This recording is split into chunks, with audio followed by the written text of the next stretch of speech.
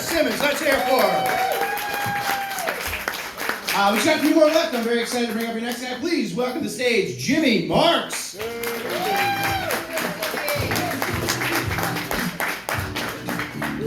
Alright. Happy Father's Day. Thanks for everybody for coming out. I'm feeling a little bit under pressure here.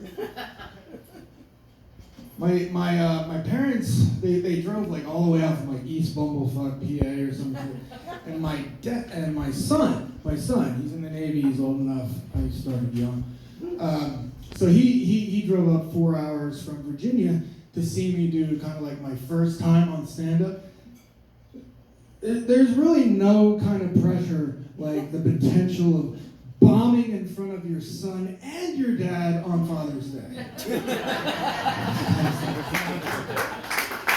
The other thing is that I've got a bunch of Netflix CEOs here tonight for my 5 minutes Jimmy Marx special, which is going to air in 3 weeks. So please, don't fuck this up for me, okay? I got a lot riding on this. Everything. This is everything. Okay? To start you guys off, I'm going to start you off with a little math problem. Yeah. So, here we go. I have advanced degrees in physics and nuclear engineering, and I am trying to start my career as a stand-up comedian at 42. Do the fucking math on that.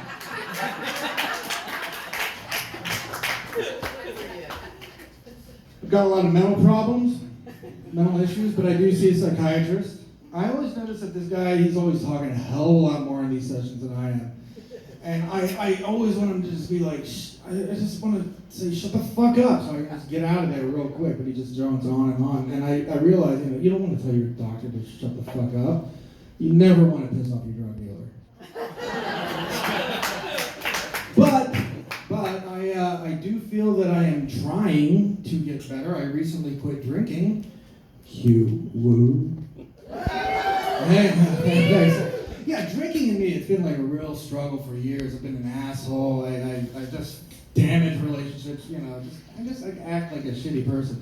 So much to the point where, my wife, she's like, it's either me or the bottle. And I'm like, all right, fine, So the only thing that got me to quit, though, I do, heroin. I do a shitload of heroin now, and I do not think about booze ever.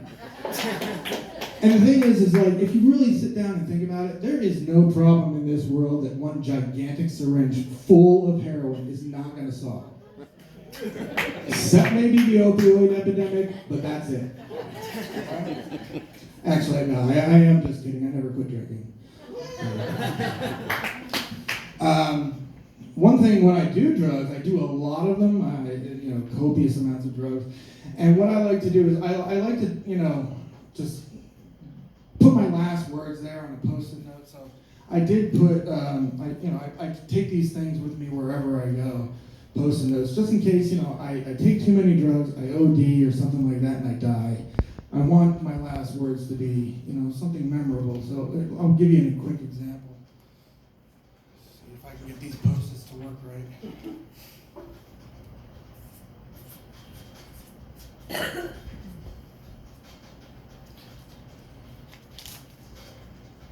Sorry.